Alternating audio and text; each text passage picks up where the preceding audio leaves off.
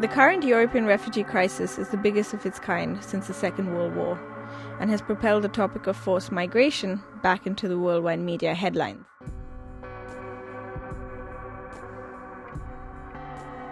As a result, there's been a backlash from nationalistic groups who stoked up fears regarding the welcoming of migrants within Great Britain.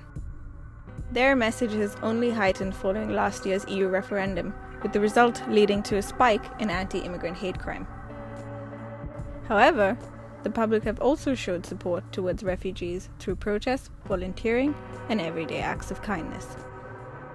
The controversies in regard to the welcoming of refugees has caused a level of uncertainty for migrants, particularly those who have fled to Britain in the hope to continue their journalistic career in a safer environment free from persecution.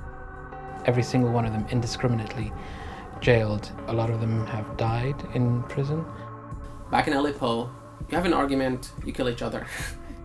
Regardless of their strong knowledge of the reality surrounding the refugee crisis, many of them are still finding it difficult to break into the British media industry.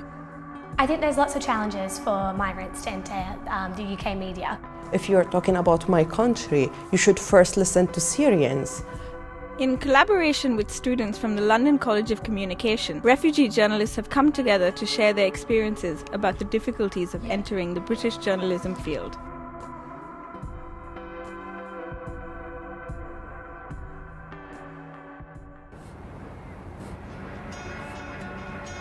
My name is Temesgen Debesay. I'm from Eritrea. I am a TV journalist by profession.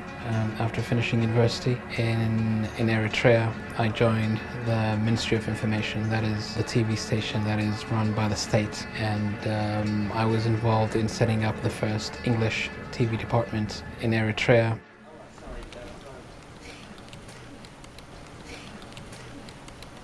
Can you tell me how exactly you secured your internship here at Thomson Reuters? Well, the internship at Thomson Reuters Foundation came via this project that I've been taking part in, which is the Refugee Journalism Project. So as part of taking part in that workshop and being introduced to a couple of mentors who have been really wonderful with the way that, they've been helping me network with other people and explore opportunities that are available out there. So it is actually through the project. Without the project, I don't think it would have been possible. In Eritrea, it's a country where it's mandatory for anyone between the ages of 18 to 40 to do national service. And it initially began as an 18-month program, but after a border conflict with Ethiopia in '98, the government just changed it, shifted the whole program into what it became known to be today, which is indefinite. So I was obviously within that age frame, and I couldn't leave the country, and I wasn't allowed to leave the country, and I had to wait for an opportunity where something might come up working with the TV department. And eventually in 2006 there was an opportunity for me to travel abroad for a week, and that was my window of opportunity not to come back to Eritrea. A legal and peaceful solution that Eritrea had long called for before this whole catastrophe unraveled became the ultimate solution that Ethiopia now has to abide by. I came to London in 2006, towards the end of 2006, it was November 2006, and 2006-07 is probably a bad time to come into the UK if you have a profession and you want to get a job. Then that was not the time to come because of the economic downturn. It was just doom and gloom. Wherever you listen to the news, it was like jobs were going left, right and center. And forget about applying for a job. Those that already had a job working in, like, say, the BBC, Channel 4, whatever, they were actually not able to hold on to their jobs. So a lot of people were being let go. So that added to the anxiety of, oh my God, what am I going to do next? So what's it like working at Thomson Reuters? When I came to Thomson Reuters, it felt like I had come like a full circle, because when I was in Eritrea, obviously we started off as a news TV channel, and our main source of international news was actually Thomson Reuters. So I knew them from afar, but I didn't exactly know them like the way I know them now. Working here has been a great eye-opener in a way, because you get to experience firsthand how things are done. It's a complete different way of doing things from where you come from. And when you have lived in a country where you are monitored round the clock, and then you have the freedom to be able to do things without fear of retribution, I think it's a great experience. And plus, obviously, this is going to look really good on my CV to say I was at Thomson Reuters, so there you go. Peace cannot be kept by force. It can only be achieved by understanding. Tamiskan Debasai, Eri TV for the CNN World Report.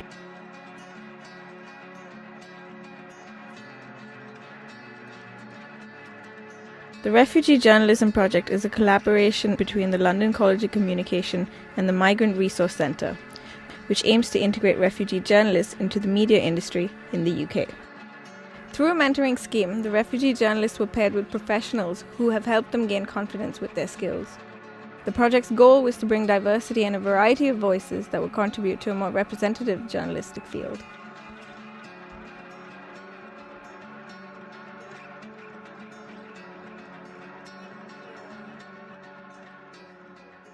The project's now nearing its conclusion, and I'm sure it doesn't feel a year since it began. So in a broad context, what do you think the project has achieved? I think the project's exceeded our expectations by coming together with like-minded journalists and professionals. It's reconnected them with their professional being and values. So it's helping them to think, actually, yes, I do have the skills. I can navigate my way around a career within the UK. During the duration of this project, we've seen major events like the fall of Aleppo and various terrorism attacks throughout the Western world. Do you think refugee journalists, like we've seen in the project, have helped give us a better context for these stories? Based on conversations I've had with UK-based journalists who have mentored our participants, I'd say yes. They comment on how being sort of closely involved with the refugee journalists has given them different insights into the reporting of migration or the reporting of terrorism. We've been overwhelmed by the response from UK journalists and the journalism profession in general. We put the call out for mentors, for example, and we've been snowed under by volunteer mentors. At one stage we had more mentors than participants. But also, any company I've approached to offer internships or work placements, they've been more than willing to open up their doors to our journalists. On social media, a number of organisations have been tweeting about the project, giving their kind of mark of approval to what we're doing.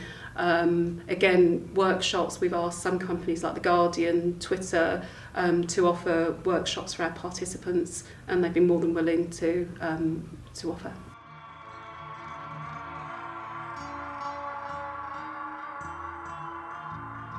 My name is Abdul Wahab. I'm from Aleppo, Syria, where I grew up. And then I came to England in 2012. Before coming here, I studied English literature in Aleppo, and I worked as an English teacher. Eventually, I joined the Refugee Journalism Project, and I ended up working for AirWars as a full-time researcher.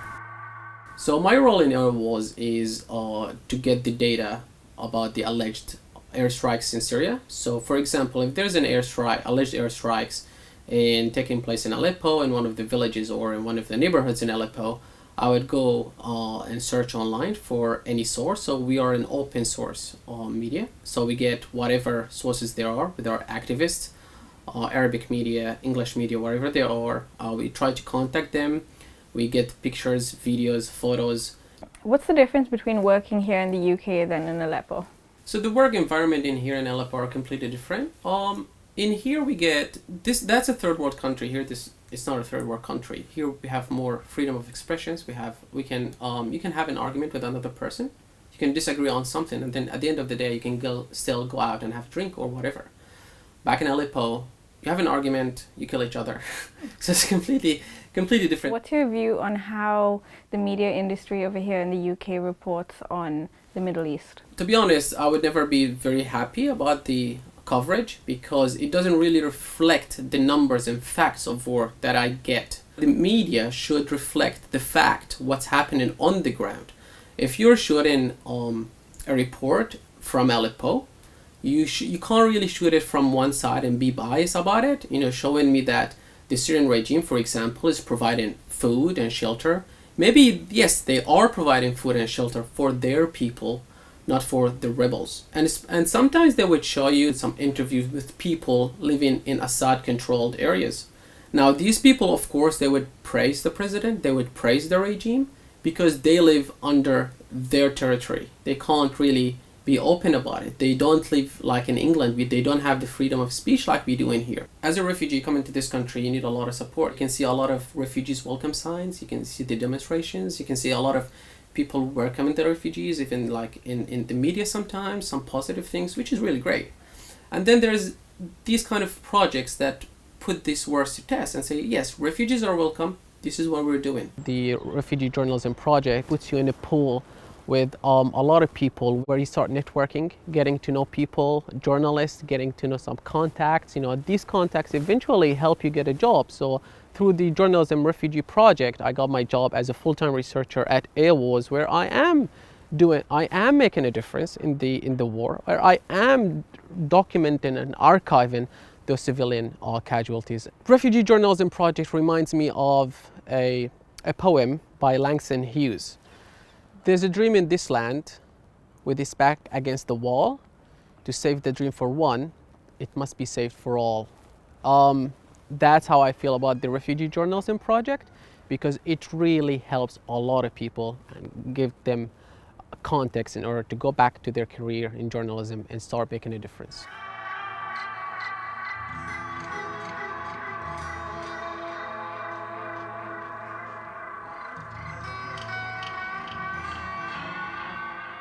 Could you tell us about the project and the role of the Migrants Resource Centre? So the role of the Migrant Resource Centre in the Refugee Journalism Project is to be the charity that supports the participants. So my role in the project is to work alongside Vivian to manage all elements of the project, but also to mainly support the participants, so helping with their day-to-day lives within the project. There's lots of challenges for migrants to enter the UK media. The UK media is known for being somewhat elitist. It's not particularly the most diverse media in the world. But I think other than looking at the challenges, there's lots of things that a migrant journalist can bring to the UK media that a UK journalist would potentially struggle to bring. For example, Nori, when he was working at Reuters Foundation, he reported on a range of different topics on Afghanistan and was able to provide direct contacts and direct quotes from the region, where a UK journalist potentially would struggle to get that information. Did the project achieve what you were hoping for? So I think for me, the Refugee Journalism Project has achieved far more than we set out for it to achieve. A number of the participants have been able to actively contribute to positive stories on migration. For example, one of the participants had an article shared through the Daily Mail on a positive story about a refugee. This project has helped them re-establish their confidence and look towards a hopefully positive future in the UK media.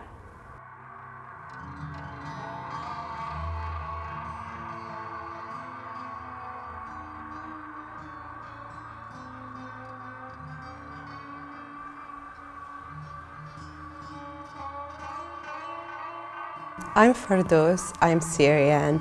I work as a teacher, translator, voiceover artist, and journalist. I have lived in the UK for about 7 years. حظاً سعيداً وبالتوفيق.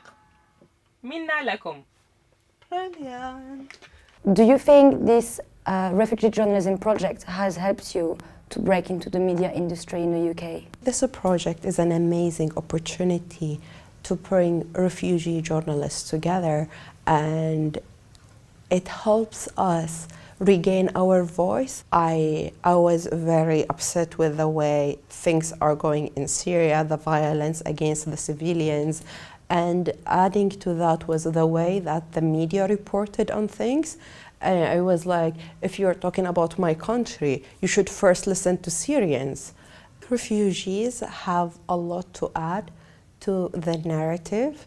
Some I wouldn't generalize of all media in the UK, but some media outlets, the way they portray the refugees, it's completely unrealistic that for them refugees become only nameless numbers. Hello, my name is Firdaus. I'm with the Refugee Journalism Project at the London College of Communication.